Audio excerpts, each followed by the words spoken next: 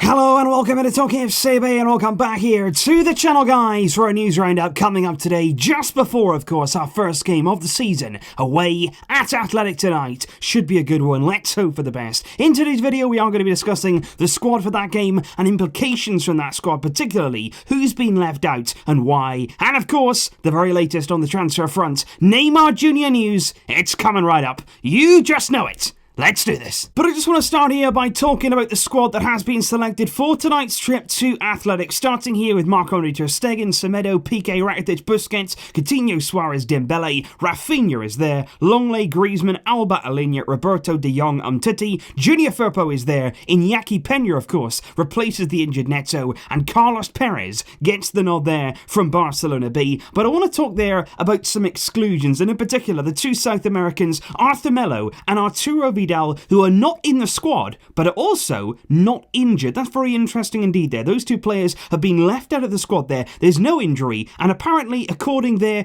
to some sources in Barcelona, the pair looked frustrated after they left training yesterday, after they'd found out they wasn't going to be in the squad. And I think right now, what you have to say about this is, it's a bit strange, it's a bit confusing. I'm very, very surprised to see both of those players really left out the first squad. But at the end of the day, you look at pre-season, of course, they came back late. They were in Copa America. They had an extended holiday. They joined the second part there of pre-season, and Arthur Melo and Vidal between them, they only had 24 minutes each in pre-season there during our final game against Napoli. So I think Valverde there potentially is looking at that, maybe feels they're not quite ready, but I am surprised certainly to see them left out, and I'm hoping, of course, they're back in the squad for the very next game at home against Betis next weekend. They should be fine for that. I really do hope there's not any further problems. Also left out the squad are Moussa Wagué and Jean-Claire Todibo. Of course, Todibo this season is going to be a first team player, but he is going to be the fourth centre back, which means basically that if Piqué, Longley and Umtiti are all in the squad, it's unlikely that we're going to see Todibo, but certainly as the season goes on, he will get chances, no doubt about that, and he really deserves them, so I hope that he gets chances as the season goes on. And exactly the same there for Moussa Wagué. Of course, Roberto is going to be playing in midfield, but he's still got Semedo there ahead of him. Junior Firpo, the left back, is in the squad. He's the deputy there for Jordi Alba. Wagué as well will get chances, but the first game here, he's been left out, along with Todibo, and hopefully tonight, we can get a great result. But if we move on now to the transfer news, that is of course the talk of the day. It's Neymar Jr. It always is, and I want to provide an update here on the negotiations, exactly how they've been progressing. I haven't done anything over the past few days because things have settled down a little bit. Of course, we had that big news earlier on this week that Barcelona met face to face for the first time with Paris Saint-Germain, and since then, things have stagnated. Things have certainly taken a step back. We had a few steps forward, but we've certainly taken one back here, and it's interesting to note really exactly what's going on right now between Barcelona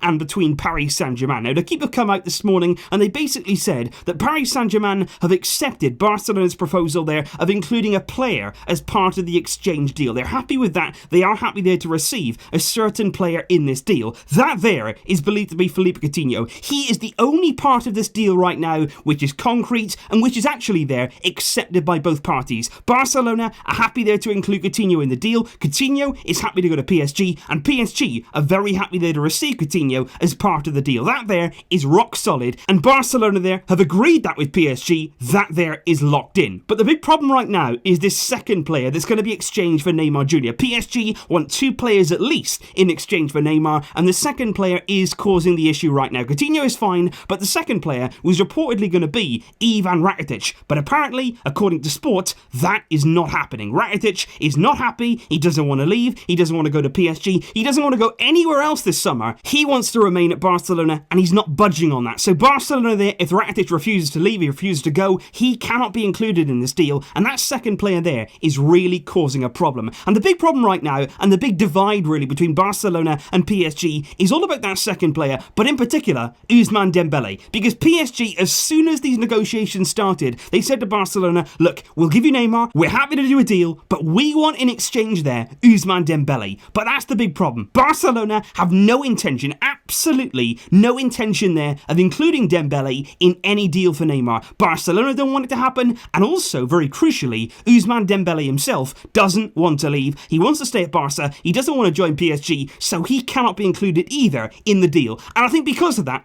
because Dembele sort of rejected PSG, Barcelona stopped them there from getting Dembele. They're not really getting there what they want. They turned around there and they basically said now, right, fine, we'll have Coutinho, but we also want Semedo there or Todibo Debo, and 100 million euros. Now, Barcelona, again, don't want to exchange Semedo, they don't want to exchange the Debo, and certainly they do not want to exchange up to 100 million euros, plus 2 players in exchange there for Neymar Jr. And that's where we're at right now. PSG are making demands that Barcelona feel are far too high. They feel like the valuation of Neymar is too far beyond what Barcelona expected. Of course, we sold him there for 222 million euros. PSG want that same figure and maybe a bit more back for him this summer in the transfer deal. And I think, to be honest, that's probably a bit too high. Of course, we sold Neymar several years ago. That meant that he was younger. He was also in good physical condition. He was also playing potentially there at a higher level in the big moments. Of course, he's been injured the last few seasons. He hasn't been able to play in the big Champions League games. And for me, his stock will have fallen slightly. I don't think PSG right now are in a position really to demand more than what they paid for him back in 2017. I think that would certainly be too high on the side of Barcelona. But I want to bring you here something very, very interesting that's come out from the French media, first of all, with Le Parisien, but has also there made its way to the Spanish media, because the former head of PSG's medical department, Dr. Eric Roland, has identified there apparently a weakness in Neymar's right foot. He's come out here and he's basically said in Neymar's right foot there is a problem there that could certainly cause a relapse in the very near future. And of course, last season he had a serious injury there in his metatarsal with PSG. The season before it, he also suffered a very serious injury. And Roland goes on to say there that Neymar's right foot is too thin, it's fragile, there's a problem there, and it increases the chances of a metatarsal injury happening once again. So he's basically come out and saying there, Neymar is a walking injury waiting to happen. And certainly for Barcelona, looking at that, looking at the amount of money they've been paying for Neymar, the amount of money they're really gambling there to sign him, it would be a gamble. If that was the case and Neymar could break down at any time, if he does have a problem that will possibly relapse, Barcelona will be very, very wary of that, and they'll be very, very scared there to do a deal, I feel. But at the same time, you can't just take that report there as gospel. You can't just think, well, Neymar now is a big injury waiting to happen, we don't want to go near him, it's not going to happen. Barcelona now, of course they're going to pull out the deal, because you've got to ask, where has this report come from? Who exactly has leaked this news? Who's created the story? And why have they done that? Because you've got to be looking at this now thinking Neymar's value is going down. If that is the case, Neymar's value has to go down there from PSG's point of view. And then you're starting to think, maybe Barcelona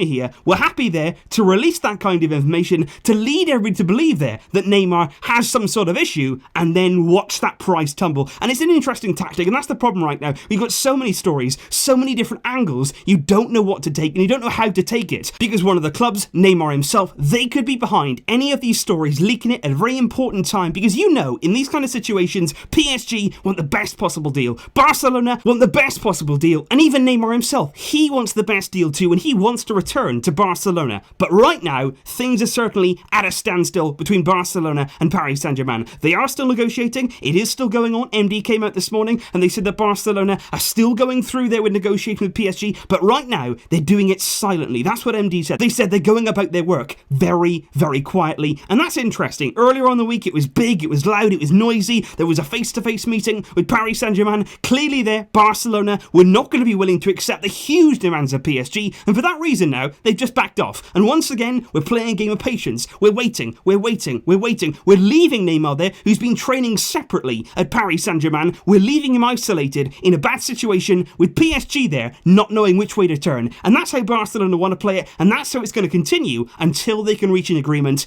if they reach an agreement. Let me know your thoughts down below, guys. What do you think is going to happen with this right now? Do you believe the reports about Neymar's injury problems? Do you believe that he could break down at any moment and suffer a relapse? And if that is the case, Barcelona surely shouldn't be going down that road. But of course, let's wait and see what happens in the coming days, in the coming weeks. This story right now is very much ongoing. We always knew that it was going to be complicated. We always knew this would go on for the majority of the summer if Barcelona are serious, and they are. They still want Neymar, at least for now. Let's see what happens. So like I say, guys, please leave your thoughts in the comments down below on everything right now that's going on with Barcelona, and in particular the transfer window. And of course, I'll see you later on with the Barcelona versus Athletic Club match review. And hopefully, in the first game of the new season, we're all going to be celebrating 3 points and a good performance. That's very, very important. I'll see you later, guys. But until next time, as always, Visca El Barça.